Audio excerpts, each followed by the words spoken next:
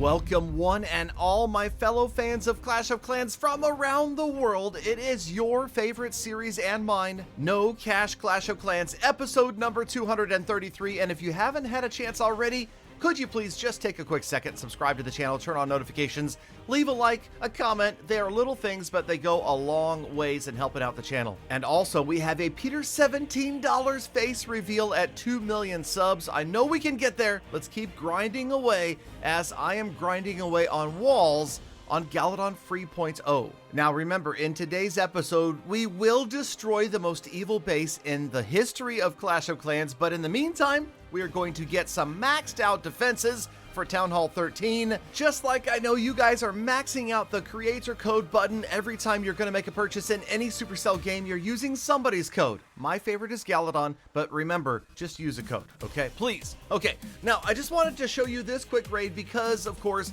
it's a beautiful base. It's a nearly maxed out Town Hall 14, but this is the type of base that we can annihilate every single time with just a few troops. And yeah, I did kind of overkill that wall with a bunch of super wall breakers. We roll in, no other spells, just the haste, and the Town Hall 14 goes, wait a minute, the Town Hall 14 goes down. Come on, there it is. Okay, anyway.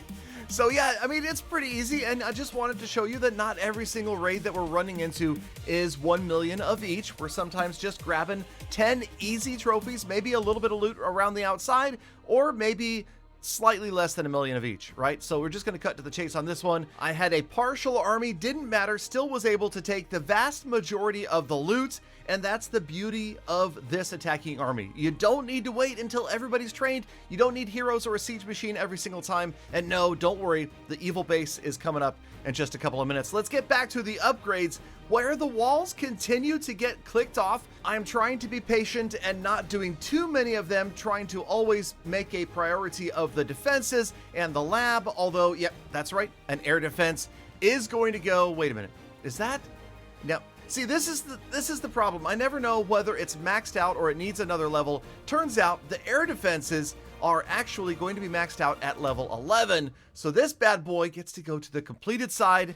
That always feels good when that happens. Okay, back at home, the Royal Champion is all the way to level 11, and yeah, we're gonna put her down again today because it's just, I don't know, I feel like a level 10 Royal Champion. I know I've said it earlier that was a great spot to be, but yeah, we need to get her up to like 20. Okay, yes, oh, by the way, many of you in the comments are telling me, Galadon, work on your little baby bombs, traps, and mines, so there you go. I hope you're happy. I do listen to the comments, and I listen to your input.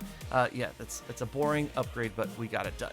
Back at home, the Giga Inferno level 4, that's another exciting one. Can't wait to put the Town Hall over on the maxed out side. And in the meantime, just to make you happy, no, I can't do it. Like, no, like one at a time, maybe. Okay, let's go back. I've got tons of other resources. We're gonna go ahead and, yeah, Royal Champion on her way to level 12.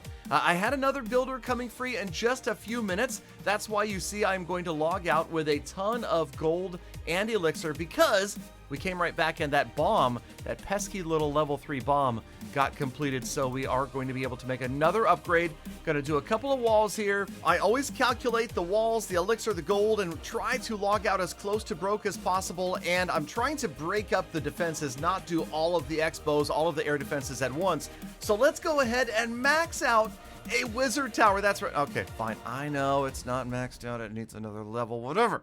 Okay.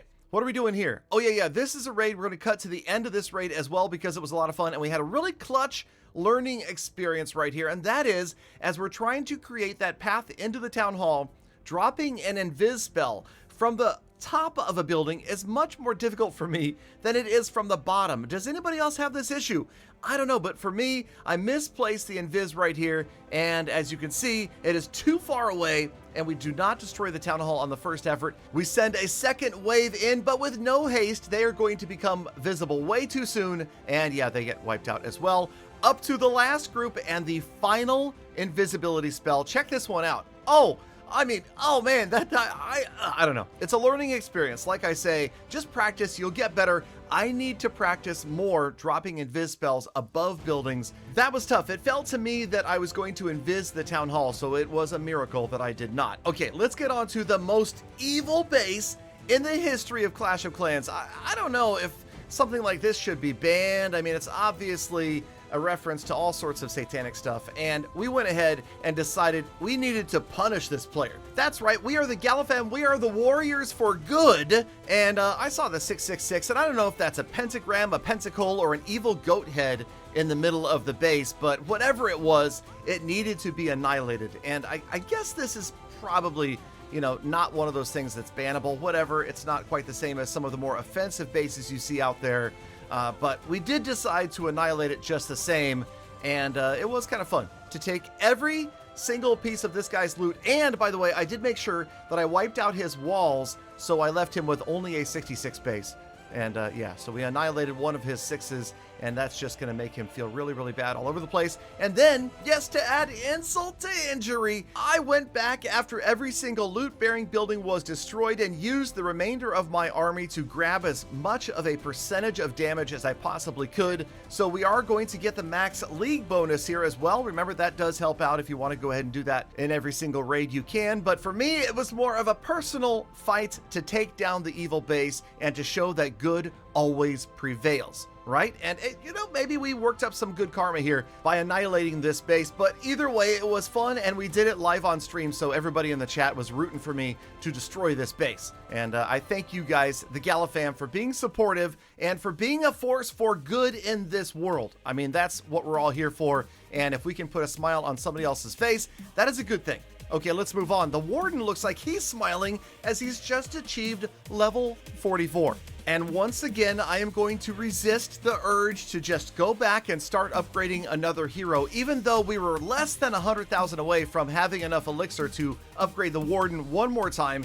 Yes, I went ahead and upgraded one of the most boring things in Clash, but you know, they deserve attention too. Just as a farmer, they don't really make that much of a difference. If you're a war player, then certainly make those a slightly higher priority than I do. Okay, let's move on to the status report for episode number 233 of No Cash Clash. 3,280 goes up. That's right, somebody said change the color of the trophies, so I did. There you go. It's green if it goes up, red if it goes down. Gems, whoa, they also went up by 107. Now the hero levels, you can see the ones that have changed this episode: the Queen, the Warden, and the Royal Champion. Remember, I do live stream every day but Saturday on Facebook Gaming. It is an amazing community, and you should definitely join in. And next goals are to prioritize bombs and traps. Oh, maybe not really. Thank you, Galafam, for sticking around all the way to the end of the episode. You know, you are the true hashtag Galafam, and that is why I love thinking about it. I appreciate every single one of you every single day. So get out there, make the best of the rest of your day, week, month, and year, and I will see you all back here again tomorrow for more full attacks.